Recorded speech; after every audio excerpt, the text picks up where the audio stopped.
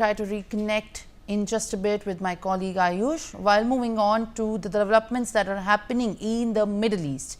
Amidst the ongoing Israel-Iran war, the US President Joe Biden is expected to hold a phone call with the Israeli Prime Minister Netanyahu. As per the reports, both the leaders are going to discuss the potential plans for a strike on Iran. The official has in fact also noted that Washington aims to ensure Israel targets significant sites in Iran without resorting to disproportionate actions, although no official statement of this regard has come as of now. All right, viewers, joining me at this point of time is my guest, Major General Sudhakar Ji.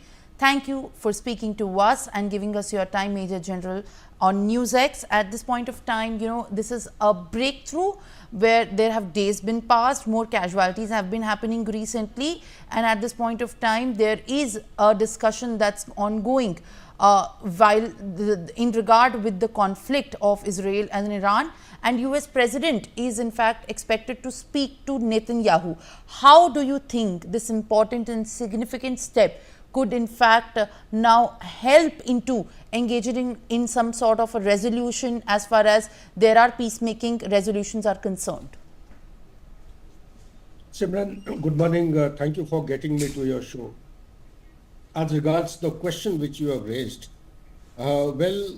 a quick short answer is yes, a brake seems to have been applied by the United States on Israel, but it is much more than what meets the eye. So allow me if I can, because let's take the mind of our viewers back to 27th September this year. Netanyahu gave a speech in the General Assembly, and in that he had raised a couple of issues. He had shown two maps. One map was the map of curse painted with black in color to include Yemen, Iran, Iraq and Syria. Also there was a map of blessings which was painted in green color, Egypt, Sudan, Saudi Arabia and India, and there was an arc which was going from the shores or the coastline of India across the Persian Gulf towards Haifa and then towards the Europe. So basically, also he had said that he is fighting against two enemies. The first enemy is the terrorism and the second one is Iran with the nuclear assets. So not exactly the same language, but words to the effect. But most importantly, he had highlighted one issue, that he is engaged, determined to settle scores with the tyrants in Iran. And he had made it so loud and clear that he will do anything and everything to bring some kind of rules-based order to the Middle East, thereby indicating that all his efforts are going in towards reshaping the entire geographical swath of Middle East. So much so to bring in some sanity into the minds of the people who do not have today. And also in that he had clearly stated that he could strike anywhere in the Middle East. It was not only against the Hezbollah. So this is 27. There came the 1st of October. We know that Iran had fired for the second time missiles into the territory of Israel, but the distinction between the missiles launched by Iran on 13th April 2023 and on 1st of October is that on 13th April, Iran through the Swiss embassy had informed the United States that they are going to undertake the launch of the missiles. But this time, it did not inform the United States, it informed Russia. And secondly, it had launched a very, I would say, formidable, devastating hypersonic, the most modern state-of-the-art which Iran has, hypersonic missiles in good numbers. They managed to penetrate through the Iron Dome and hit the air bases, the headquarters, 600 meters away from Mossad, etc., etc. And they have been able to inflict a lot of damage. So why am I highlighting this issue is that there is a difference between the 13th April and the 1st of October. And soon after that, if you recall, On 3rd October, a couple of hours after 27th, they had neutralized the Hezbollah leader, the Hassan Nasrallah. Nasrallah. And on 1st of October, after the missile launch, we have been waiting as to what Israel is planning to do. They have actually extended the ground offensive. They have gone 28, 30 kilometers across the blue line into the Lebanon. They are targeting those assets and infrastructures which supposedly would have been utilized or used by the Hezbollah to carry out, to launch cross-border terrorist activities against the Israelis in the North Israel. And also, they have neutralized the successor of Nasrallah, that is the Saifuddin. And Saifuddin, who is supposed to have been hiding for a long while, before he could assume the responsibility of Hezbollah, he was killed. All this has happened between 1st and 4th.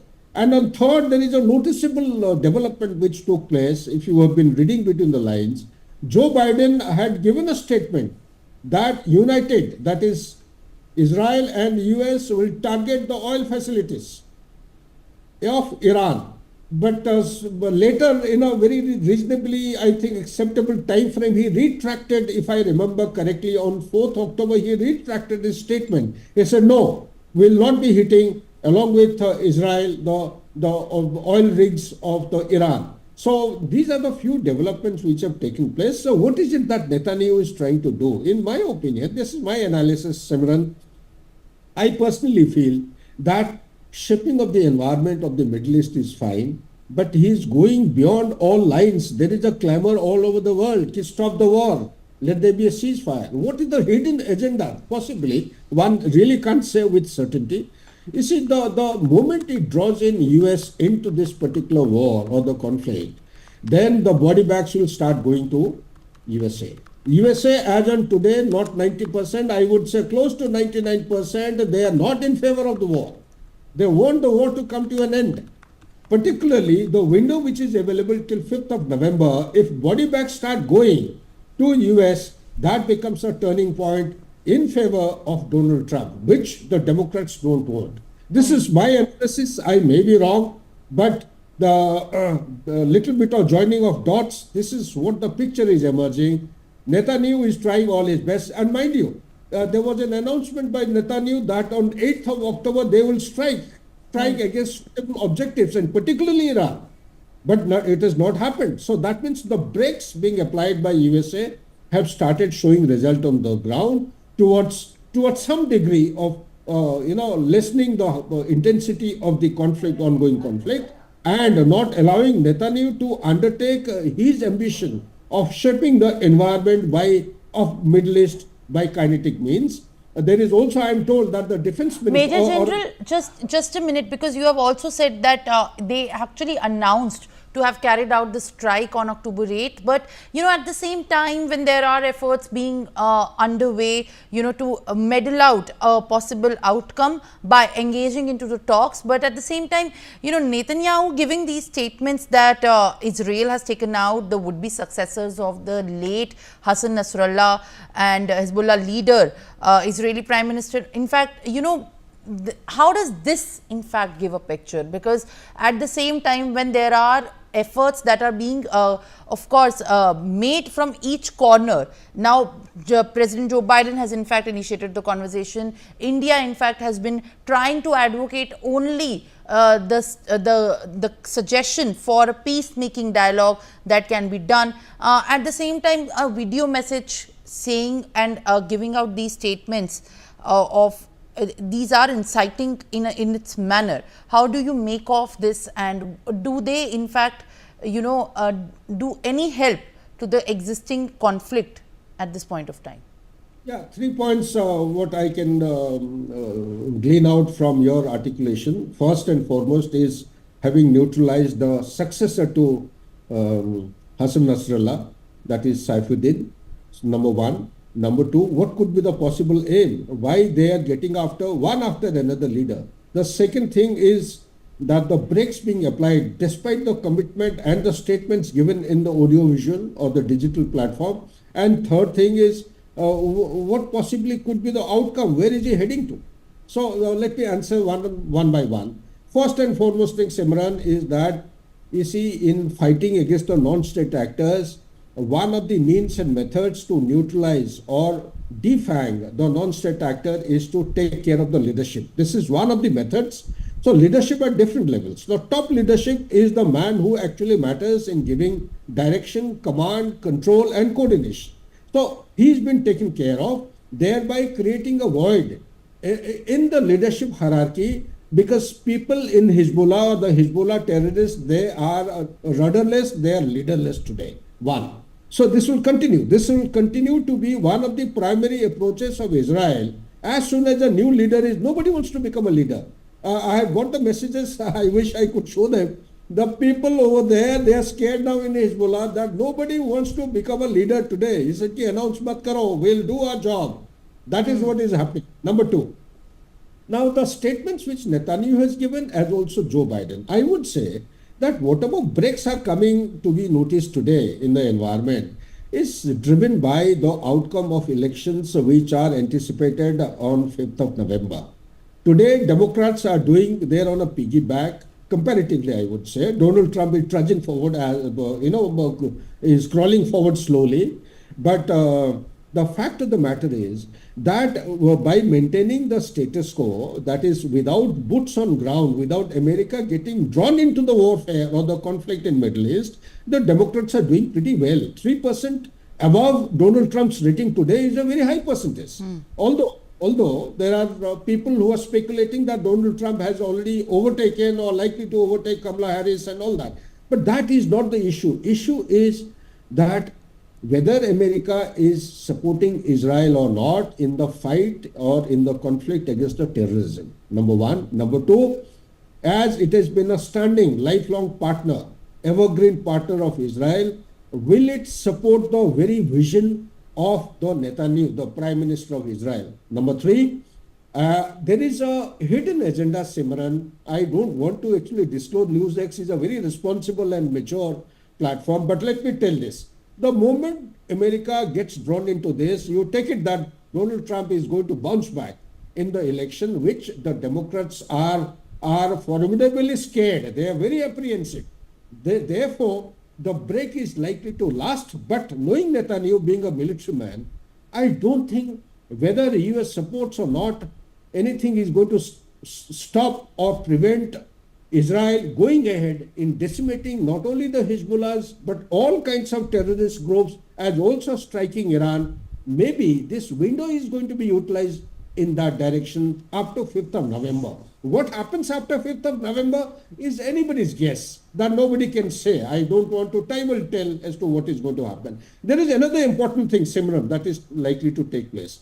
You see, last Friday, I think it was 4th of October, Khomeini, that is the Ayatollah Khomeini, he has addressed the audience, that is the entire citizenry of Iran, and also the population, the people in Yemen, in Gaza, in the West Bank, you talk about the Iraq, Syria, all these places. He has called for unity amongst the Islamic Brotherhood or Islamic nations. He said, here is one country which is hell-bent upon, gone hell for leather against us. He wants to decimate the Muslims. And mind you, during his speech, if you have noted carefully, he spoke certain sentences in Arabic language. Since I am not actually qualified in Arabic, but I asked a couple of my friends who are qualified, that Arabic statement articulation by Khomeini on that day was an appeal to the Sunni Muslim dominated countries. Here, brother, come together. Otherwise, you people are going to be decimated from the face of the planet. So there is a clarion call being loud enough, being sent out from Iran for all Islamic nations, whether Shia or Sunnis, to fight against Israel in a joint united effort. This is what he is doing. Also, at the same time, what he has done, the nuclear assets of Iran, even if they are struck by the Israel forces, there is very little damage going to be against this. Now there is another story which has been planted. Whether it is true or not, I leave it to you and NewsX to actually decide. There is an earthquake-like tremor which has been observed or reported a few days back. They suspect that some kind of a nuclear bomb has been tested underground by Iran. whether it is true or it is a narrative which is being planted so as to justify the entry of US into the conflict, I really can't say. My take on the whole issue is Iran, if it has not tested and tried out successfully internally the nuclear assets which it has created, then I think it is behind schedule. If it has happened, then it is quite logical that they are actually honing up their skills, they are preparing for a nuclear strike, if push comes to shove. But then what next? If I share something worthwhile, Israel has gone in for a gadgetry which is going to call the nuclear a bluff, the nuclear capability of Iran a bluff. That gadgetry has got the capability to develop and induct by AI-driven drone swarms. They are based on facial recognition of individual targets. They go there, small little beetle-like flies. They fly driven by the AI guidance. They go onto the target, plant themselves on the forehead. They inject gunpowder or the projectile into the skull, through the skull into the brain of an individual, and they knock off. This is the latest state-of-the-art technique being applied. So these are the things which are ephemeral. Back to you, please. All right, Major General, request you to kindly stay on with us while we are also hearing the detailed analysis of how the conflict is in fact brewing and breaking out at this point of time, while we also get more breaking updates as you are joined with us on the broadcast. As tensions escalate further, Hezbollah has now targeted Israeli soldiers near the Lebanese border village of Labunia. Hezbollah has attacked with artillery, shells and rockets a day after Israel has said it has killed two of the successor to Hezbollah's top commanders. At least 3 Israeli